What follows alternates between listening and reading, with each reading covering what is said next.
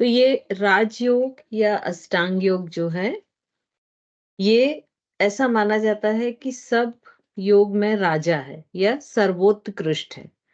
क्योंकि इसमें जो, जैसे कि अष्टांग योग, अष्ट अंग योग, तो इसमें योग के 8 अंग दिए गए हैं और इन अंगों में से जो 5 शुरू के अंग हैं, वो हैं बाह्यरंग, और जो बाद के 3 अंग हैं, वो हैं अंतरंग। और इनका जो डिजाइन है या इनका जो पैकेज है, वो कुछ इस तरह से है कि यदि एक एक अंग का कोई भी साधक पालन करना शुरू करे, तो वो साधारण मानव से ऊपर उठकर समाधि की अवस्था तक को प्राप्त कर सकता है और मोक्ष की प्राप्ति भी कर सकता है। तो ये इस योग का जो मुख्य कॉन्सेप्ट है, ये यही है। तो इस योग का जो राजयोग है, इसका वर्णन मुख्यतः मिलता है पतंजलि योग सूत्र में। और इसमें पतंजलि योग सूत्र में वो कहते हैं, यम नियम आसन प्राणायाम प्रत्याहार धारणा ध्यान समाध्योष्टांग आग्नि। मतलब यम, नियम, आसन, प्राणायाम, प्रत्याहार, धारणा, ध्यान, समाधि, ये योग के 8 अंग हैं। और ये बिल्कुल वैसे हैं जैसे हम जब अपना एजुकेशन, कोई बच्चा अपना शुरू करता है, तो पहले प्राइमरी, फिर मिडिल, फिर हायर, फिर कॉलेज, फिर पीएचडी। तो ऐसे ही इस तरह से ही ये है कि जिसमें चेतना धीरे धीरे ऊर्ध्वगामी होती है और उसके कॉन्शियसनेस लेवल बढ़ता जाता है, और साधारण चेतना से वो परम चेतना तक जाती है, और अंत में उस परम चेतना के साथ मानव चेतना का मिलन हो जाता है। इसी को व्यष्टि से समष्टि तक की यात्रा भी कहते हैं। व्यष्टि मतलब किसी व्यक्ति की इंडिविजुअल चेतना, और समष्टि मतलब समग्र चेतना, जितनी भी ब्रह्मांड में या विश्व में चेतना है वो। ठीक है। तो इस तरह से अगर ये देखा जाए, तो इसमें चूंकि 8 अंग हैं, इसलिए इसको अष्टांग योग बोला है। लेकिन इन अंगों का वर्णन भी कई जगह अलग अलग मिलता है।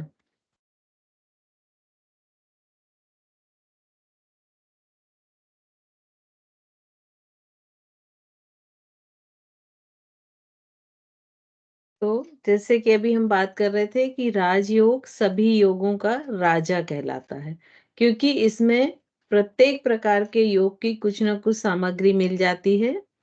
राजयोग महर्षि पतंजलि द्वारा रचित अष्टांग योग का वर्णन है, और इसमें राजयोग के द्वारा चित्त की वृत्तियों का निरोध किया जाता है। इसमें राजयोग में योग के 8 अंग बताए गए हैं। अगर हठ योग प्रदीपिका में हम देखें, तो योग के 4 अंगों का ही वर्णन है। आसन, प्राणायाम, मुद्रा, मुद्रा और बंध एक ही है, और नादानुसंधान। अगर घेरण्य संहिता में देखें, तो 7 अंग बताए हैं: षटकर्म, आसन, मुद्रा बंध, प्राणायाम, ध्यान, समाधि। योग तत्वोपनिषद में 8 अंगों का वर्णन है। तो ऐसे अलग अलग जगह योग के अलग अलग अंगों का वर्णन है, जो कि भिन्न भिन्न हो सकता है, लेकिन सभी का उद्देश्य यही रहता है कि एक साधारण मानव से व्यक्ति अपनी मानव चेतना को कैसे ऊर्ध्वगामी करे, और ऊर्ध्वगामी करते हुए उसे परम चेतना में विलीन कर दे। तो हर जगह योग का यही एक लक्ष्य अंतिम होता है।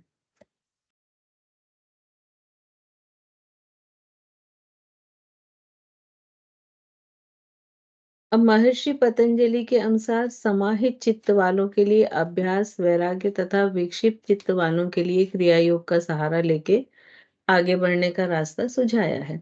इन साधनों का उपयोग करके साधक के क्लेशों का नाश होता है, चित्त प्रसन्न होकर ज्ञान का प्रकाश फैलाता है और विवेक ख्याति की प्राप्ति होती है। अब जो चित्त की बहुत सारी वृत्तियां बताई गई हैं, क्षिप्त, विक्षिप्त, एकाग्र, निरुद्ध, तो ऐसे अलग अलग वृत्ति वाले जो लोग होते हैं, उनके लिए अलग अलग रास्ते होते हैं मोक्ष तक पहुंचने के लिए।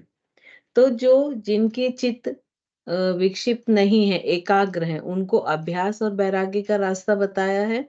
लेकिन जो क्षिप्त या विक्षिप्त चित्त वाले जो लोग हैं, वो क्रिया योग का सहारा ले सकते हैं। लेकिन इसमें जो राजयोग है, ऐसा बोला गया है कि जो राजयोग है वो हर तरह के चित्त वाले इस राजयोग को राजयोग का सहारा लेके और अपने आप को समाधि की अवस्था तक या मोक्ष की अवस्था तक पहुंचा सकते हैं। अब इन्होंने जो 8 अंग बताए हैं, इसमें से जो पहले 5 हैं, यम, नियम, आसन, प्राणायाम, प्रत्याहार, ये बहिरंग हैं, और जो अंतिम 3 हैं, धारणा, ध्यान, समाधि, ये तीनों अंतरंग हैं। इस तरह से ये पूरे एक 8 स्टेप की यात्रा है, जो कि साधारण व्यक्ति को एक अ, परम चेतना या प्योर कॉन्शियसनेस या प्योर सोल में परिवर्तित कर सकती है।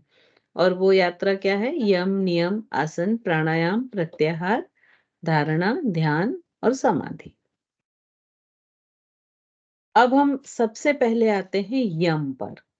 तो यम और नियम जो हैं, वो शारीरिक और मानसिक शुद्धि के लिए बताए गए हैं। क्योंकि महर्षि पतंजलि ने डायरेक्ट आसन नहीं लिया है, यहाँ आप देख रहे हो, आसन के पहले भी 2 स्टेप लिए हैं, और उन्होंने बोला है कि आसन करने के पहले शरीर और मन की शुद्धता भी आवश्यक है। जब तक शरीर और मन शुद्ध नहीं होगा, तब तक आसन नहीं लग सकता है।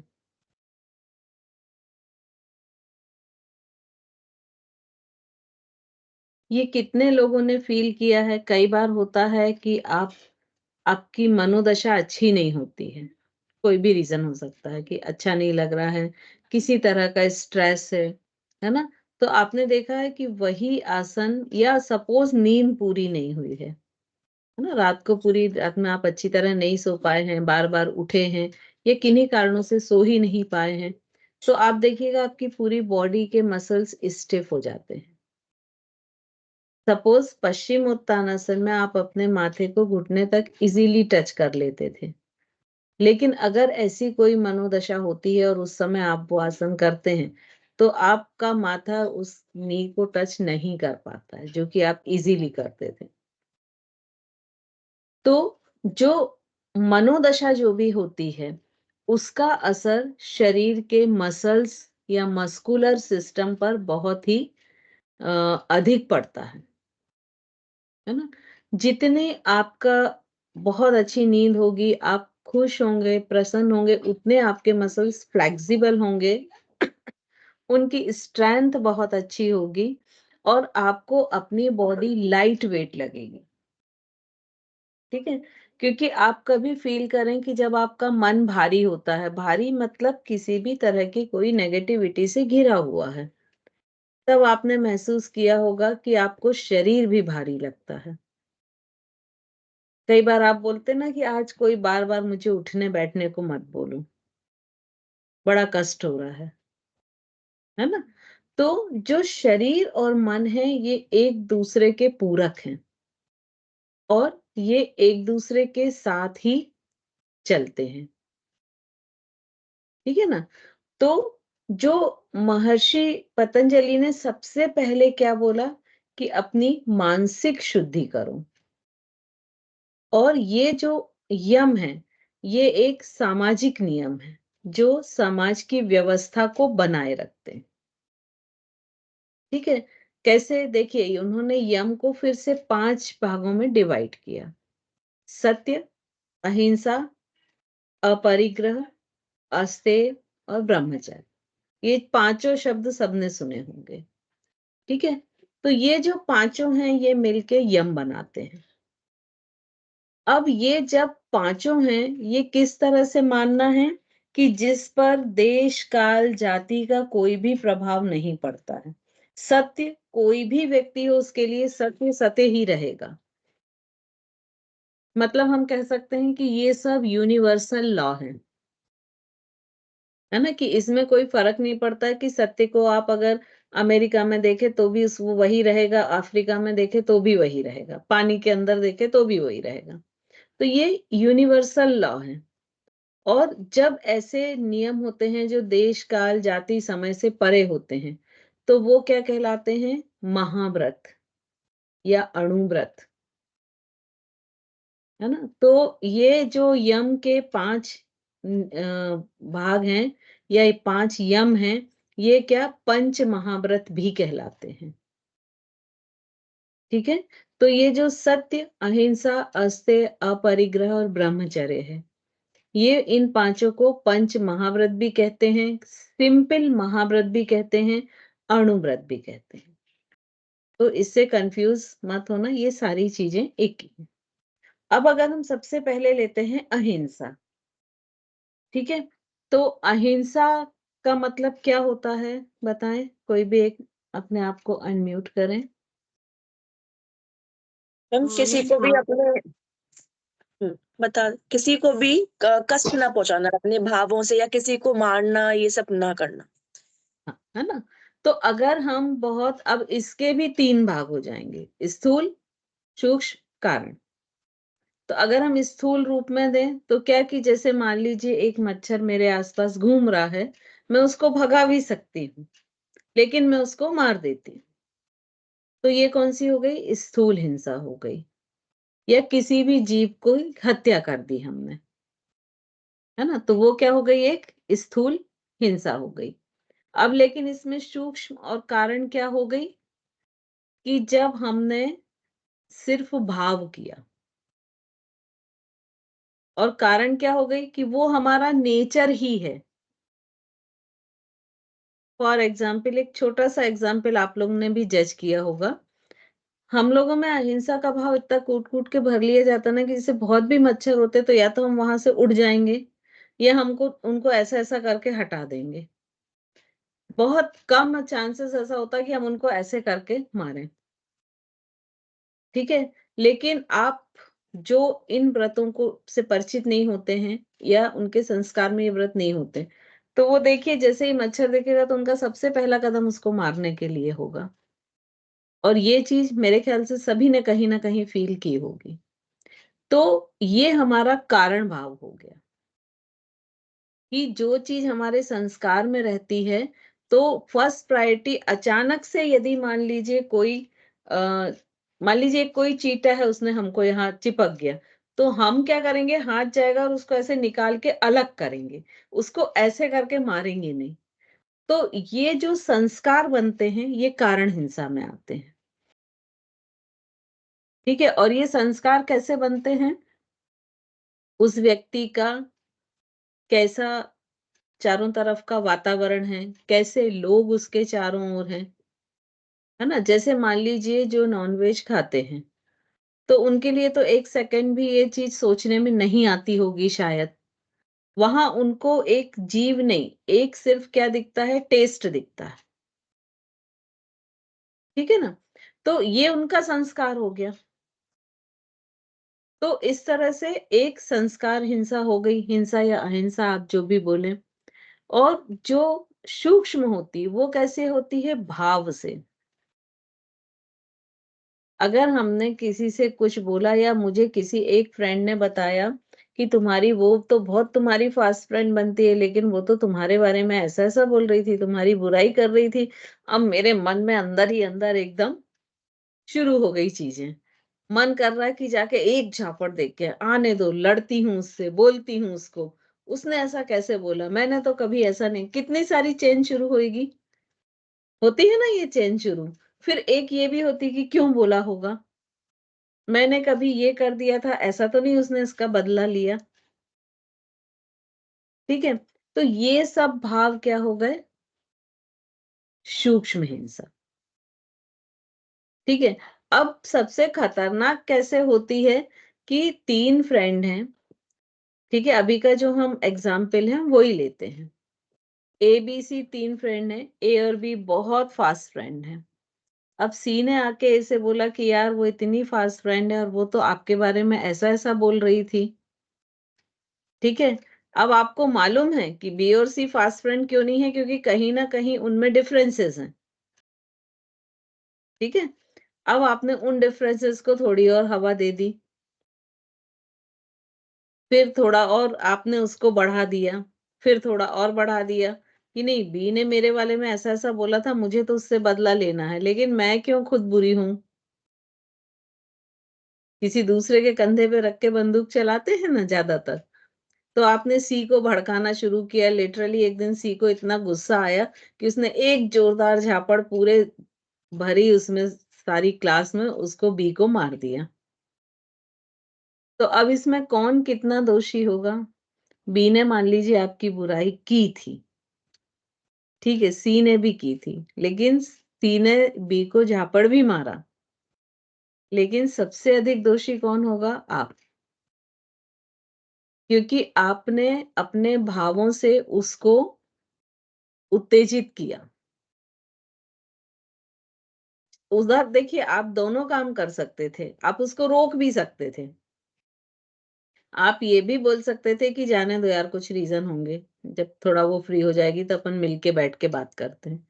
लेकिन आपने क्या किया, नहीं, नहीं सही बात है, ऐसा है, तुमको तो ऐसा करना ही चाहिए, जाओ 2 झापड़ मारो जाके। तो सबसे ज़्यादा दोषी कौन होगा? बी सॉरी ए, जिसने बी और सी के बीच के जो डिफरेंसेस को ज़्यादा बढ़ाया और सी को इतना उत्तेजित किया कि उसने जाके बी को मार दिया। अब आप देखिए प्रेज़ेंट में यदि आप देखें तो जो ज़्यादातर मर्डर होते हैं, उसमें बाद में जब फाइनली यदि आप किसी से पूछे पता करें, तो वो मर्डर करने वाला हमेशा यही बोलेगा कि मैं तो नहीं करना चाहता था, उसने ऐसा-ऐसा, ऐसा-ऐसा बोला तो मैंने कर दिया। ज़्यादातर केसेज़ में, 100% तो नहीं, लेकिन ज़्यादातर केसेज़ में ऐसा पाया जाता है। तो यहाँ महर्षि पतंजलि ने अहिंसा को बहुत व्यापक रूप में दिया है कि यदि आप अपने शारीरिक करते हैं या अपने वचनों से करते हैं कि आपने बोला या आप सिर्फ सोचते हैं, तो ये तीनों तरह की जो क्रियाएं हैं ये किसमें आ जाएंगी? हिंसा में। तो यदि आपको अहिंसक रहना है, यदि हम चाहते हैं कि हम अहिंसा का पालन करें, तो सबसे पहले तो हमको शुरुआत कहाँ से करनी पड़ेगी कि हम अपनी जो शारीरिक हिंसा है, उसको रोक दें, क्योंकि वो ईज़ी है ना? बहुत बार मन में आता है कि जाके उसको 2 झापड़ मारें, लेकिन हम बहुत सारी परिस्थितिवश, बहुत सारी चीज़ोंवश नहीं करते हैं। कई बार बोल भी देते हैं कि मन तो हो रहा था कि जाके झापड़ मारें, लेकिन रुक गई मैं। होता है ना ऐसा? तो सबसे सरल जो है अहिंसा का पालन करना, वो शारीरिक रूप से है। तो सबसे पहले तो हम उसे पालन करें। फिर जब वो सध जाए, तब हम किस पर आएँ? वचन पर। कि कम से कम हम कोशिश करें कि हम ऐसे कोई भी वचन नहीं बोलेंगे। अब वचन में देखिए सिर्फ ये बोलना कि एक को एक ने दूसरे को झापड़ मार दिया या किसी ने किसी का मर्डर कर दिया, ये ही नहीं हिंसा है। यदि एक व्यक्ति बहुत मन से आके आपसे पूछ रहा है कि मेरी ये ड्रेस कैसी लग रही है और आपने अरे बकवास लग रही है, बिल्कुल भी अच्छी नहीं लग रही, ये भी हिंसा है। क्योंकि आपने उस समय उसका दिल दुखाया। वहाँ आपके शब्द कैसे होने चाहिए? वाओ! बहुत अच्छी लग रही। इसमें थोड़ा-सा ये ऐसा और होता ना तो और गज़ब लगती। चीज़ वही की ना आपने जो आप करना चाह रहे थे, लेकिन सिर्फ़ आपके क्या बदल गए? शब्द बदल गए, ठीक है? तो जब हम शारीरिक अहिंसा का पालन कर लेते हैं, तब हमको वाचिक जो अहिंसा होती है, हम जो वचन से करते हैं, उसका पालन करना चाहिए। और सबसे अंत में आता है भाव हिंसा, जो कि सबसे कैसी है? कठिन है। क्योंकि भावों में तो हम विचारों में तो हम कुछ भी सोच लेते हैं। हो सकता है 1-2 मर्डर-वर्डर भी कर दें भावों में, है ना? कभी-कभी जब बहुत क्रोध में रहते हैं। तो लेकिन जब हम शारीरिक और वाचिक हिंसा पे कंट्रोल कर लेते हैं, उनको साध लेते हैं, तो जो भाव हिंसा है ना, वो भी ऑटोमेटिक सधने लग जाती है। क्योंकि ये तीनों चीज़ें एक-दूसरे से रिलेटेड हैं। देखिए, जब तक मन में विचार नहीं आएगा, तब तक आप वो चीज़ बोलेंगे कैसे? बिना विचार के आप बोल सकते हैं क्या कोई भी चीज़? नहीं बोल सकते हैं। तो हमारे वचनों के पीछे थॉट्स होते हैं और कोई भी हमारी एक्टिविटी होती है, उसके पीछे भी थॉट होते हैं। अगर आपको 1 ग्लास पानी भी पीना है तो पहले एक थॉट आएगा कि मुझे प्यास लगी है, तब आप जाके पानी पिएंगे। तो जो भाव अहिंसा है, ये सबसे उत्कृष्ट है और सबसे कठिन भी है। तो जब हम अहिंसा का पालन करने लगते हैं और इसको मतलब भाव अहिंसा तक इसको पालन करते हैं, फिर महर्षि पतंजलि ये कहते हैं कि जब ये 5 यम होते हैं, तो इनको जब व्यक्ति सिद्ध कर लेता है, तो उसको उस व्रत से जो सिद्धि मिलती है, वो प्राप्त हो जाती है। तो जब वो अहिंसा का पालन कर लेता है, तो उसको किसी भी जीव जंतु या किसी भी व्यक्ति से जो डर होता है, जैसे सपोज हम जंगल में जा रहे हैं, तो शेर से हमें डर होगा, तो वो खत्म हो जाता है। और जो हिंसक और क्रूर, जो चाहे वो मनुष्य हो चाहे वो जानवर हो, वो भी उनके पास आकर शांत हो जाते हैं। मतलब उन्हें हानि नहीं पहुंचाते हैं। क्यों? क्योंकि उसके अंदर के जो जितनी भी, अगर उसके अंदर मान लीजिए किसी भी तरह की क्रूरता है, द्वेष है, ये अगर भाव है, तो वो भाव अहिंसा का पालन नहीं कर पाएगा। क्योंकि द्वेष से ही जलन, ईर्ष्या, ये सारी चीजें पैदा होंगी। क्रूरता से ही किसी को मारने की इच्छा होगी। यदि आपके अंदर क्रूरता की भावना है, तभी आप किसी एक बच्चे को एक चांटा मार सकते हैं या सोच सकते हैं। एक बहुत प्यारा सा बच्चा खेल रहा है, उसने आपके मोबाइल को जमीन पर पटक रहा है। तो यदि आपके अंदर, देखिए अब वहां भावों का कैसा कॉम्बिनेशन होगा, यदि आपके अंदर क्रूरता का है, तो आपका मन तुरंत होगा कि 2 झापड़ दें और ले लें, ऐसा कर दिया। और वहीं आपके अंदर यदि मान लीजिए कि कृपा की भावना है, करुणा की भावना है, तो आप उसके प्यारे से चेहरे को देख के बोलेंगे, हाय रे कितने अच्छे से खेल रहा है, चलो धीरे से जाके मोबाइल ले लेते हैं। है ना? तो ये जो रिएक्शन है, ये अलग-अलग होगा। तो जैसे-जैसे भाव हिंसा की समाप्ति कब होगी? जब आपके अंदर क्रूरता, द्वेष, ईर्ष्या, जलन, ये जितने भी ऐसे दूषित जो मनोभाव होते हैं, जिनको हम नेगेटिव कहते हैं, क्रोध, इन सब का धीरे-धीरे कम हो जाएँगे। या ये कभी खत्म नहीं होते, क्योंकि अगर आप ऐसा सोचे कि ये खत्म हो जाएँगे, तो ये कभी भी नहीं होते। लेकिन इनका नियंत्रण आपके हाथ में आ जाएगा। ठीक है ना? कि जैसे बच्चा बाहर भीग रहा है, हमारा अपना बेटा है, 1 बार बुलाया, 2 बार बुलाया, 3 बार बुलाया, वो अंदर नहीं आया। तो एक तो वो हो गया कि क्रोध का नियंत्रण आपके हाथ में नहीं, आपने जाके 2 झापड़ मारे और उसको रोते हुए, खींचते हुए अंदर ले आए। दूसरा ये है कि आपको क्रोध दिखाना है, लेकिन नियंत्रण आपके हाथ में है। तो आप उसको समझा-बुझा के उसके जो हानियाँ हैं उसके भीगने की, वो सब उसे समझा के और उसे अंदर ले आए। तो बेटर कौन-सा तरीका है? सेकंड वाला, है ना? लेकिन हम कितने लोग अपने ही बच्चों के साथ ये सेकंड वाला अपनाते हैं। वो बेचारा मम्मा, मम्मा करके पूरा अपने आप को एक्सप्लेन भी नहीं कर पाता कि वो क्यों ऐसा कर रहा है, और आप बिल्कुल फ्लोली उसको बोलना शुरू कर देते हैं। मतलब आपके पास वो भी समय नहीं होता कि वो क्या एक्सक्यूज़ दे रहा है, मैं सुन लूँ। और वहीं से आप अपने बच्चे में अपनी इमेज डाउन करना शुरू कर देते हैं। फिर कोई बड़ी बात नहीं कि जब वो बड़ा हो जाए और आप थोड़ा ऐसा बोलने में आपको समय लगे, आपकी एज हो जाए और वो बोले, यार आप चुप तो रहो। अगर वो ये शब्द बोलता है आपको, इसका मतलब आपने उसके बीज बोए हैं जब वो बचपन में वो बोलना चाह रहा था। क्योंकि वो एग्ज़ैक्ट वही बिहेवियर आपके साथ करेगा जो आप उसके साथ आज कर रहे हैं या आपने गर्भावस्था में किया है। तो कभी भी यदि आप बैठते हैं और आप बुराई करते हैं कि मेरा बेटा ऐसा है या मेरी बेटी ऐसी है या मेरे बच्चे नहीं सुनते, तो उसके लिए ज़िम्मेदार 101% आप हैं। तो आपको ये हक नहीं है, किसी भी पेरेंट्स को हक नहीं है कि वो अपने की बच्चे की बुराई कर सकें। भगवान ने तो आपके हाथ में बीज एक रख दिया था। अब उसको आपने कैसा बनाया? ऐसे मिट्टी दे दी, भीगी हुई। अब आपने उसको कैसा बनाया, पॉट कैसा डेकोरेट किया, कैसा शेप दिया, वो सब आपके ऊपर है ना?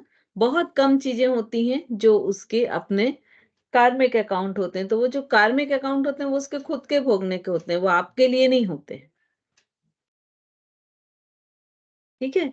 तो यहाँ पर भावों का उन्होंने सबसे अधिक महत्व दिया है और भाव अहिंसा को ही बताया है कि भाव अहिंसा मुख्य रूप से पालन करना चाहिए। इवन इस हद तक उन्होंने बताया है कि जैसे यदि मान लीजिए एक हरा-भरा पेड़ है और अगर आप उसको काट देते हैं, अपने किसी भी चीज़ के उपयोग के लिए, तो वो भी हिंसा की कैटेगरी में है, क्योंकि उसमें जीवन था। तो जो पुरानी आश्रम पद्धति होती है, उसमें जो जलावन लकड़ी होती थी, वो कैसी होती थी कि जो पेड़ से सूख के गिर गई है या जो पेड़ सूख गया है, उसको ही लाके और जलाने के उपयोग में लिया जाता था। तो इस तरह से अगर हम देखें तो महर्षि पतंजलि जो है, ये अहिंसा को बहुत ही डिटेल में ले रहे हैं और अहिंसा से ही ये बोल रहे हैं कि जितनी नेगेटिविटी है, उसको दूर किया जा सकता है और उसको हटाया जा सकता है। अब सेकंड पर हम आते हैं, सत्य। अहिंसा के बाद मोस्टली क्या आता है? सत्य, है ना? तो सत्य का क्या मतलब होता है? चलिए प्राची जी बताएंगे अब।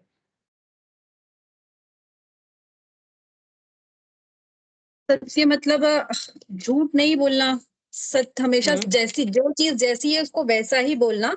लेकिन एक हाँ, और चीज बोली गई है कि कड़वा सत्य नहीं बोलना। बिल्कुल। तो सत्य को भी उन्होंने तीनों रूप में लिया है, मन, वचन और काय। तीनों रूप में उन्होंने सत्य को लिया है और तीनों रूप से ही उन्होंने माना है कि हम सत्य का पालन हमें करना चाहिए। तो अब ये तीनों रूप सत्य के साथ कैसे होंगे? बताइए।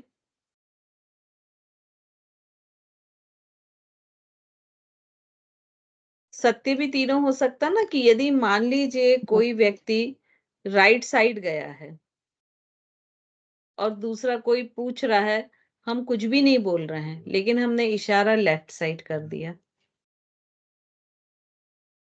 होता ना ऐसा भी? तो सत्य भी जो है, वो महर्षि पतंजलि ने तीनों रूपों में लिया है। मतलब मानसिक, वाचिक या जो शारीरिक होता है उसको कई बार कार्मिक भी बोलते हैं, कर्म से जो कर रहे हैं। क्योंकि शारीरिक एक्टिविटी या हम क्रिया से करें, दोनों लगभग सेम चीज़ होती है। ठीक है ना? तो इन्होंने सत्य को भी तीनों रूपों में माना है। अब इसमें जो सत्य होता है, वो कैसा होता है कि कोई भी चीज़ है, वो जैसी है, उसका वैसा ही विवरण कर देना या वैसा ही उसका वर्णन कर देना सत्य होता है। अब क्या लेकिन सत्य हमेशा के लिए यही होता है? सपोज़ एक चौराहे पर एक साधु बैठे हुए हैं। एक व्यक्ति भागता हुआ खून से लथपथ आता है और एक रास्ते पे निकल जाता है। अब उसके पीछे 2-3 जो व्यक्ति हैं वो हाथ में कुछ अ, छुरी, चाकू ऐसे कुछ टूल्स लिए हुए आ रहे हैं और वो साधु से पूछते हैं कि वो व्यक्ति कहाँ गया है। ठीक है, अब सत्य का क्या स्वरूप होगा? क्या करना चाहिए उस साधु को? क्योंकि साधु ने तो मन ही मन प्रण किया है कि मैं सत्य बोलूँगा, क्योंकि वो साधना कर रहा है, आध्यात्मिक पथ पे है। तो क्या उसको बता देना चाहिए कि ये इस राह पे गया है? अगर वो नहीं बता मैम, उसको देता है। युक्ति लगानी होगी। बोले रिपीट करें? उसे युक्ति करनी होगी। अगर वो बैठे हैं तो खड़े हो जाएंगे कि जब से मैं खड़ा हूँ तब से मैंने नहीं देखा यहाँ कोई। तो वो झूठ भी नहीं हुआ और पूर्ण सत्य भी नहीं हुआ। हाँ, लेकिन यहाँ नहीं देखा वो इसलिए नहीं बोल सकता क्योंकि वो तो सामने से भाग के आया है। और 4 ही रास्ते हैं, तो कहीं से तो वो गया होगा ना व्यक्ति। अब तो उसमें ऐसे में बहुत, हाँ बोले। तो ऐसे में उनको झूठ बोलना ही सत्य के बराबर होगा, क्योंकि उससे किसी की जान बच सकती है। हाँ, इसमें जो आगम जो उपाय बताता है वो तो एक ये बताता है जो अभी आरती जी ने बताया, ठीक है। दूसरा ये होता है कि या तो वो मौन धारण कर ले, ठीक है ना, कि मैं तो मौन हूं तो मैं नहीं बोल सकता हूँ, ये एक दूसरा उपाय होता है। तीसरा उपाय होता है कि वो सही ना बताए, लेकिन यहाँ चूंकि किसी की जान को बचाने के लिए वो झूठ बोल रहा है तो उसको हम झूठ नहीं बोलते हैं, वो हम बोलते हैं यथार्थ सत्य। उसके लिए जो टर्म यूज में किया जाता है वो यथार्थ सत्य, ठीक है। अब यथार्थ सत्य कैसा होता है, जैसे कि महाभारत में बोला था ना, नरोवा कुंजरोवा, है ना, कि अश्वत्थामा की तो डेथ हुई है, लेकिन बात का धीमा सिर सुर को धीमा करके बोल दे कि अब वो हाथी है कि मनुष्य मुझे नहीं मालूम, है ना। इसकी एक बहुत अच्छी मूवी आप लोगों सभी ने प्राय देखी होगी, दृश्यम,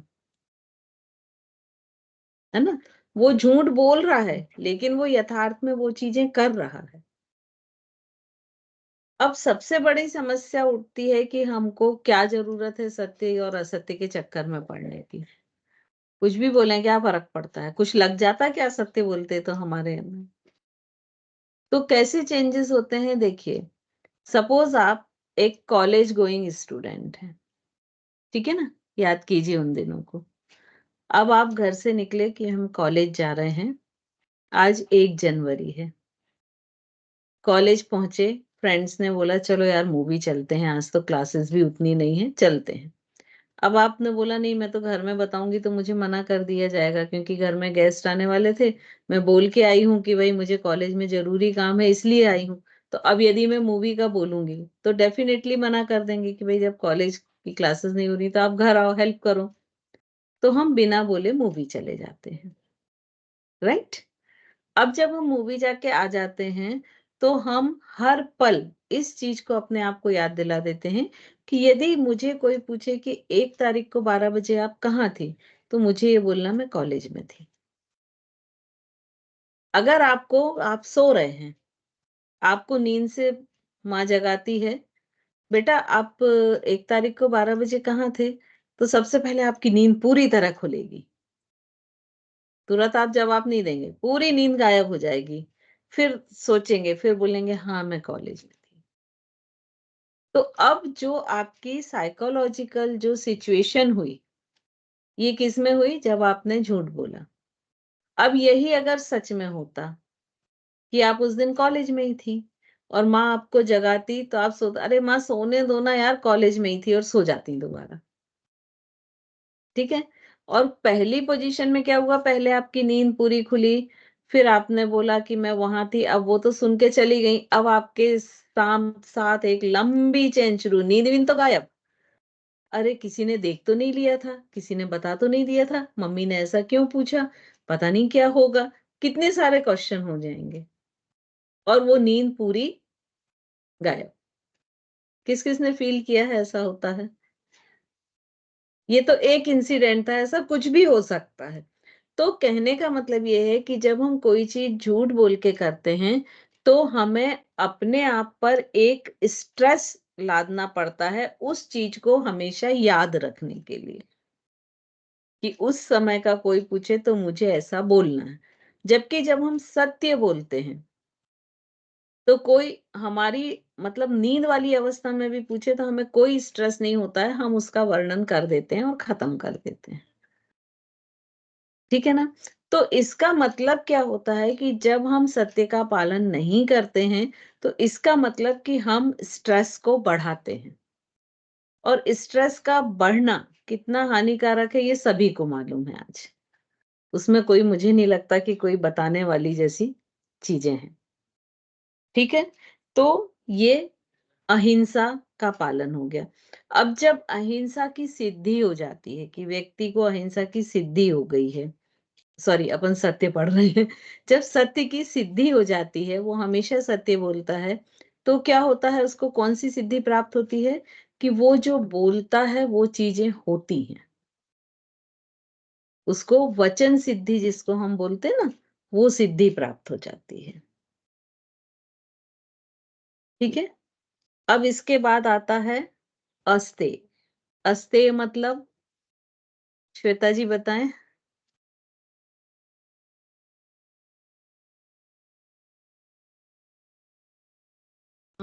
मैम मुझे क्लियर नहीं है इसके लिए। जो भी है बताएं, कोई दिक्कत नहीं, अपन सब सीख ही रहे हैं।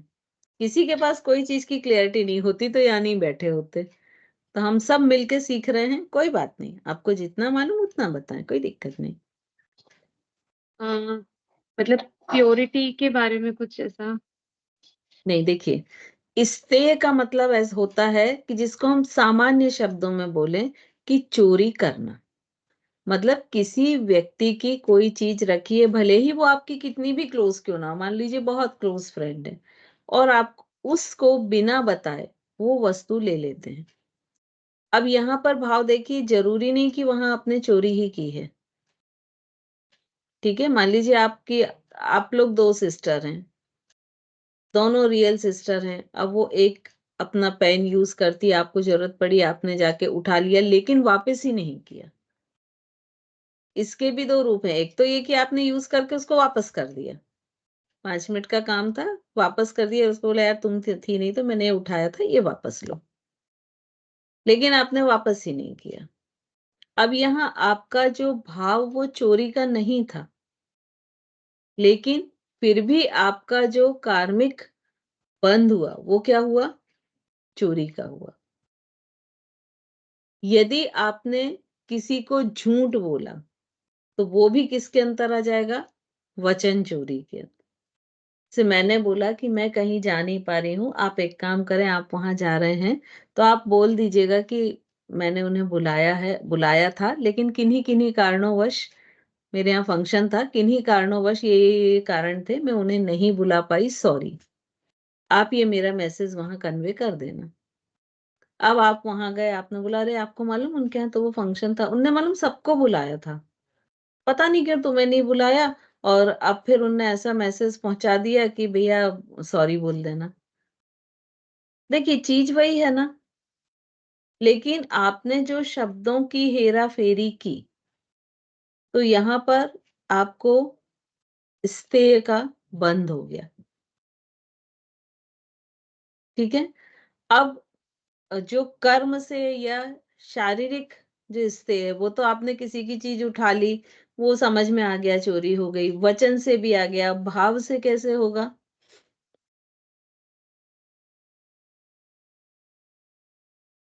मान लीजिए किसी आपकी एक फ्रेंड ने कोई एक बहुत अच्छी ड्रेस पहनी, और कई बार लालच आ जाता ना कि अरे यार ऐसी ड्रेस तो मेरे पास होनी चाहिए थी, मैं डिजर्व करती हूँ, या ये मुझ पे ज्यादा अच्छी लगती। मान लीजिए वो थोड़ा शॉर्ट हाइट है, आप टॉल हैं, नहीं मेरे ऊपर ज्यादा अच्छी लगती, इसको भी कहाँ से मिल गई। ऐसा करते हो, इसको इस फंक्शन में बैठना, काश ये मिले ही ना, ड्रेस छुप जाए, कहीं दब जाए। होता है ना ऐसा कई बार, ये तो अपन एक एग्जाम्पल ले रहे हैं। तो यहाँ पर भी आपने कैसे चोरी की, भाव से चोरी की। क्लियर हुआ।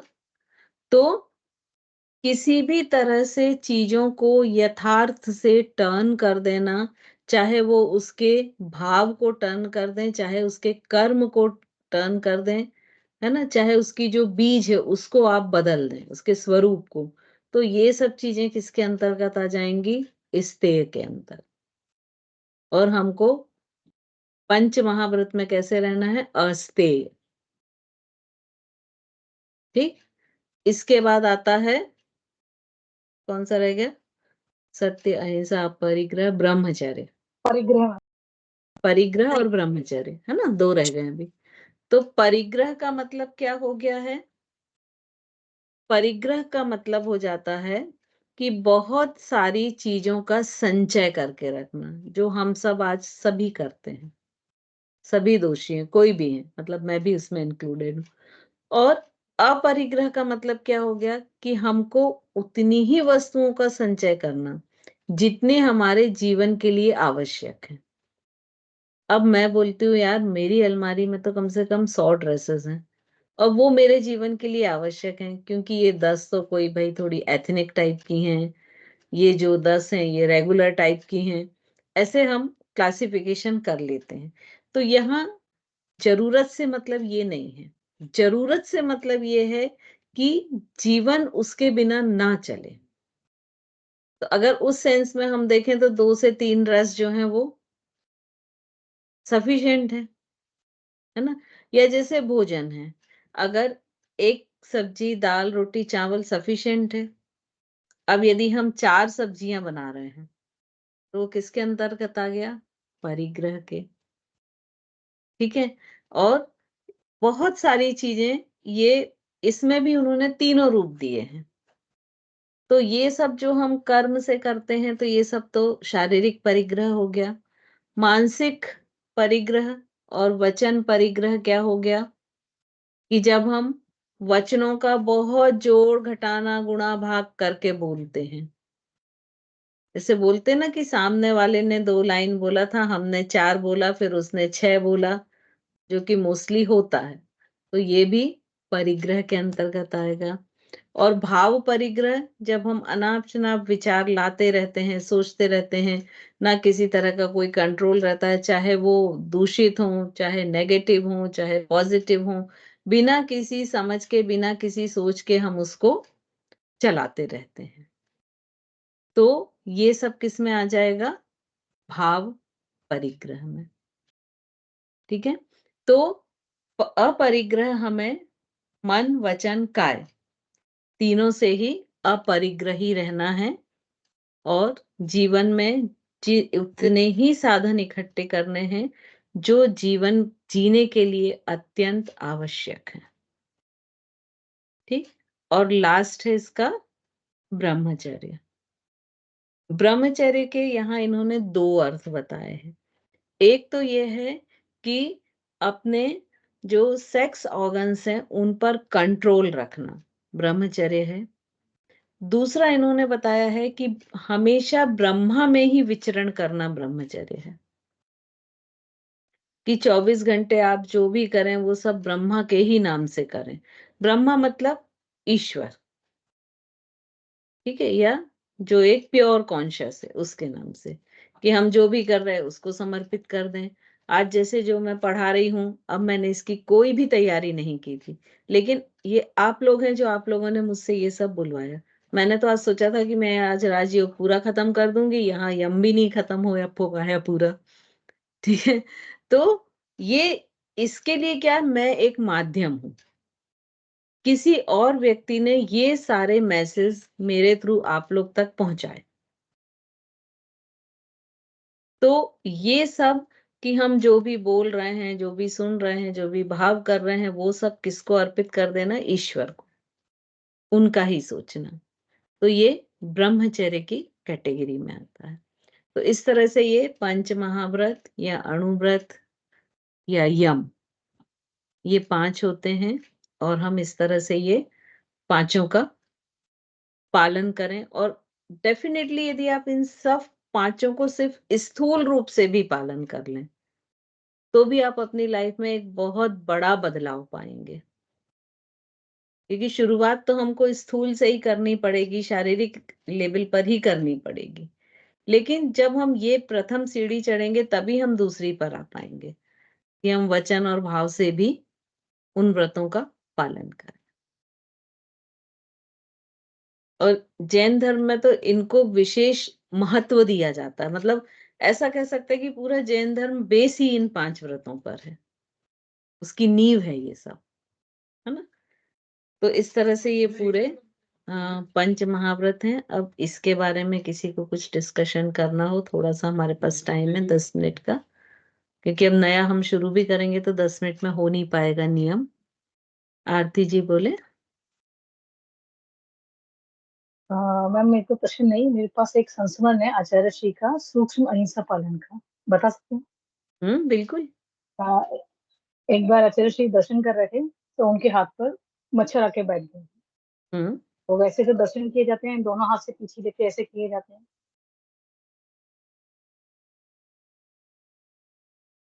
आप म्यूट हो गई हैं आरती जी। और हाँ हाथ से बोलिए। पीछे से दर्शन किया उन्होंने। जिस हाथ में मच्छर बैठा था उससे हाथ को नहीं हिलाया और दूसरे हाथ से सिर्फ एक हाथ से लेके पीछे से भगवान का हम्म। दर्शन कर लिया। हम्म। इतने में उस श्रावक ने उस मच्छर को उड़ा दिया। हम्म। तो आचार्य श्री ने उस श्रावक को देखा और बड़े प्यार से धीरे से बोला, आपने अंतराय कर दिया उसका। मतलब इतनी सूक्ष्म अहिंसा।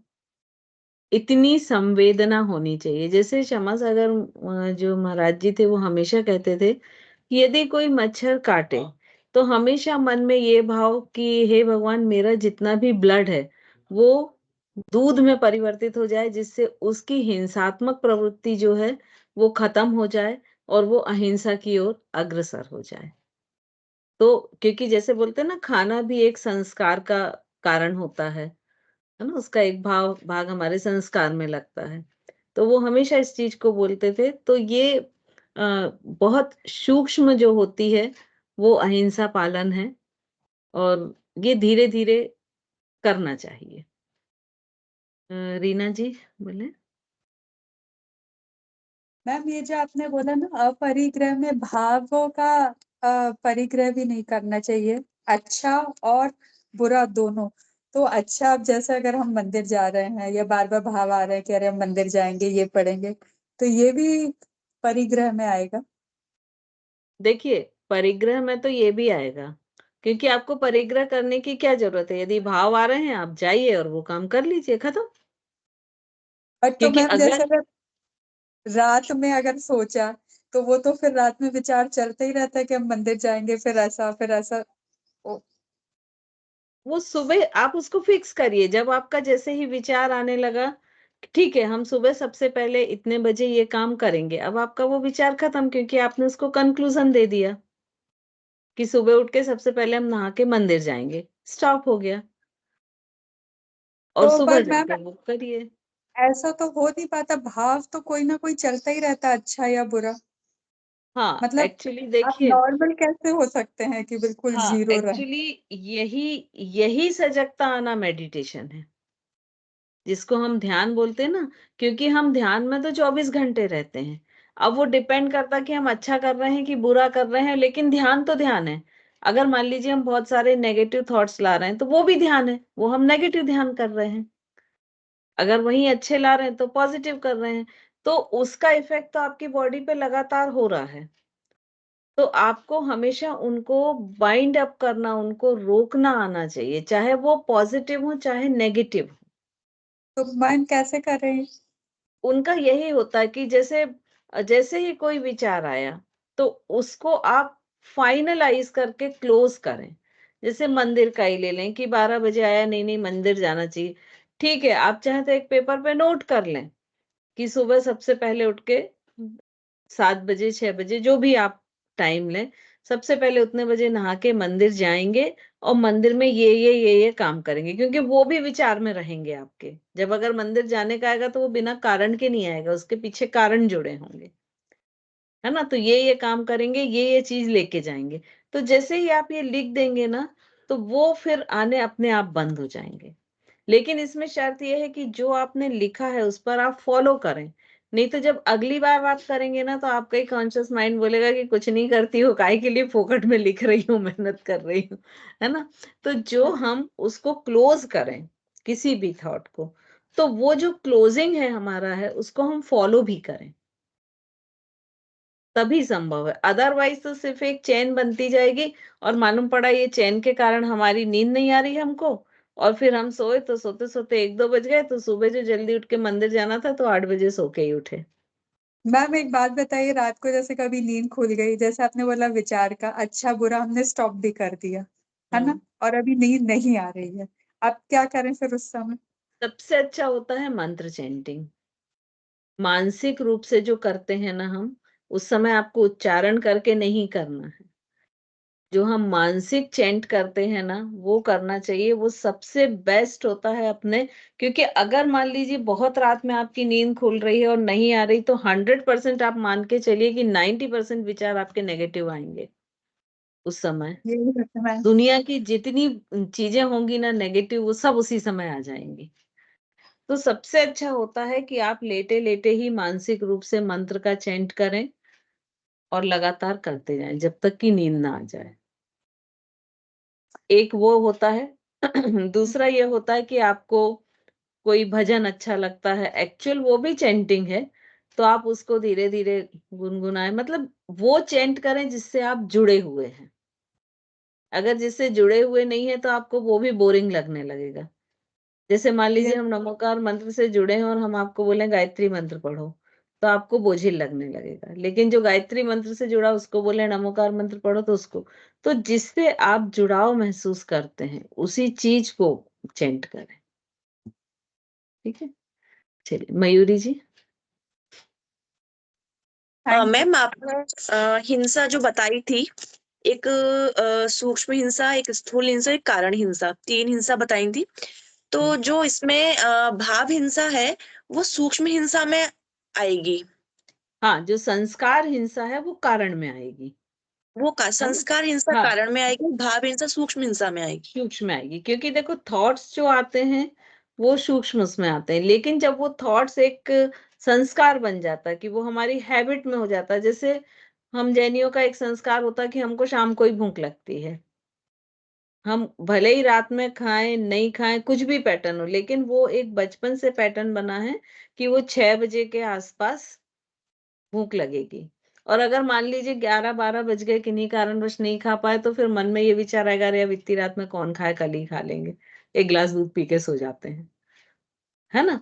तो ये संस्कार बन गए हैं। तो कुछ संस्कार और हिंसा रहते हैं, जैसे जो नॉनवेज खाते हैं, तो मान लीजिए वो अपने खाने के लिए किसी की हिंसा करते हैं, तो उनके मन में थोड़ी ना कुछ आता है, कोई भाव आते हैं, क्योंकि वो उनके संस्कार बन गए हैं,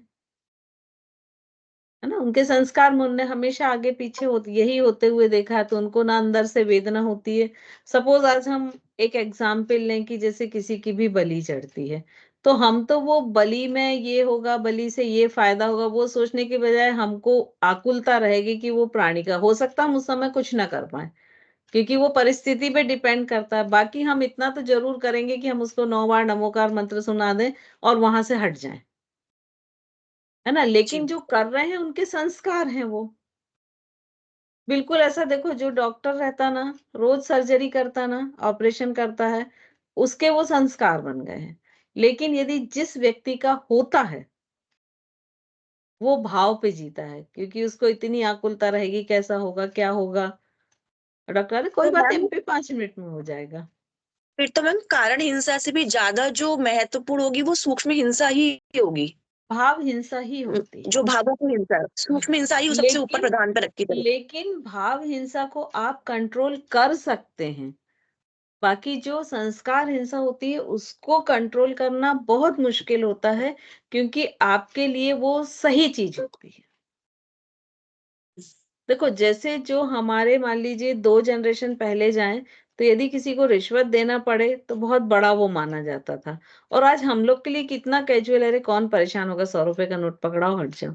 मतलब हम उसको गलत ही नहीं मानते हैं, सही मानते हैं हम उस चीज को, है ना, कि ये एक रिवाज ही है, या ऐसा कह लो। तो ये जो संस्कार वाली चीज हो जाती ना, इसको हटाना सबसे टफ होता है। अच्छा, और हम उसको गलत मानना भी नहीं चाहते हैं। जो व्यक्ति बलि ही देता, आप उसको कितना भी समझाइएगा, लेकिन उसके संस्कार ये, तो वो तो यही बोलेगा कि नहीं यही ठीक है। तो जो संस्कार हिंसा होती है, उसको बदलना या उसको चेंज करना या उसको समझा पाना बहुत मुश्किल होता है। Thank you ma'am. Aarti ji. Ma'am जैसे अभी आपने कहा पॉजिटिव थॉट्स, नेगेटिव थॉट्स, ये भी परिग्रह में आता है थॉट्स वाले उसमें। तो जो चिंतन किया जाता है वो भी परिग्रह की कैटेगरी में आएगा भावों की। नहीं, जैसे किसी चिंतन एक टॉपिक पे कोई प्रोसेस है। चिंतन किया जाए। चिंतन आप एक लिमिट के लिए करते हैं, उसका स्विच आपके हाथ में होता है। कि मुझे 15 मिनट तक चिंतन करना है या आधा घंटे तक। कोई भी भाव हो, उसका जब तक स्विच आपके हाथ में है तब तक वो ठीक है। और जैसे ही वो स्विच आपके हाथ में, जैसे फैन लगा है ना, स्विच मेरे हाथ में है कि इसको कब ऑन करना, कब ऑफ करना, कितनी स्पीड से करना, तब तक वो फैन बहुत अच्छा है। अदरवाइज अगर उसमें मान लीजिए फुल स्पीड पे हमेशा वो चलता ही रहे, तो अब आप सोचिए सर्दी में आपके लिए कितना दुखदाई हो जाएगा। तो कोई भी भाव होते हैं जब हम उनको कंट्रोलिंग वे में करते हैं कि वो हमारे नियंत्रण में है। जब आप चिंतन करते हैं तो आप भटकते नहीं हैं, आप उसी चीज पे फोकस करते हैं, लिमिटेड समय के लिए करते हैं। चिंतन कभी भी ऐसा नहीं होता कि 24 घंटे चलेगा, आप आधे घंटे करेंगे, 1 घंटे करेंगे, है ना। लेकिन परिग्रह क्या होता है कि जिसको आप हमेशा के लिए अपने साथ बांध लेते हैं। मैम महाराज जी भी कहते हैं ना कभी कभी प्रवचन में, जैसे परिग्रह वो पीछे के बिना भी मोक्ष नहीं है और पीछे के साथ भी मोक्ष नहीं साथ है। भी तो मोक्ष नहीं है। ये परिग्रह वाली चीज आ गई कि उसके बिना हाँ। तो जब तक दीक्षा नहीं लेंगे तो पीछे पास नहीं होगी तो वो मोक्ष नहीं जा सकते। लेकिन अगर मन में जरा भी परिग्रह रह गया कि पीछे है, वो भी मोक्ष में बाधक है। वही एक नियंत्रण वाली बात हो गई ना, स्विच की बात, कि ये पीछे है लेकिन मेरी नहीं है, इसे भी छोड़ना है, तब तक तो वो ठीक है। और जहां यह है कि नहीं ये मेरी पीछे है, तो फिर वो परिग्रह के अंदर। तो ऐसे ही हर भावों का होता कि जब तक वो नियंत्रण में है, स्विच आपके पास है, तब तक वो आपके लिए अच्छे हैं। और जब भी स्विच आपके पास नहीं है, आपका नियंत्रण नहीं है, तो वो चाहे पॉजिटिव हो या नेगेटिव हो। देखिए, जब अगर आपको कभी फील करिए कि बहुत अधिक अचानक से खुशी मिलती है और उस समय आप किसी से कोई बात करते हैं या कोई डिसीजन लेते हैं, तो बाद में वो गलत ही साबित होता है। कई बार आप बाद में, यार उससे ऐसा नहीं बोलना चाहिए था, है ना।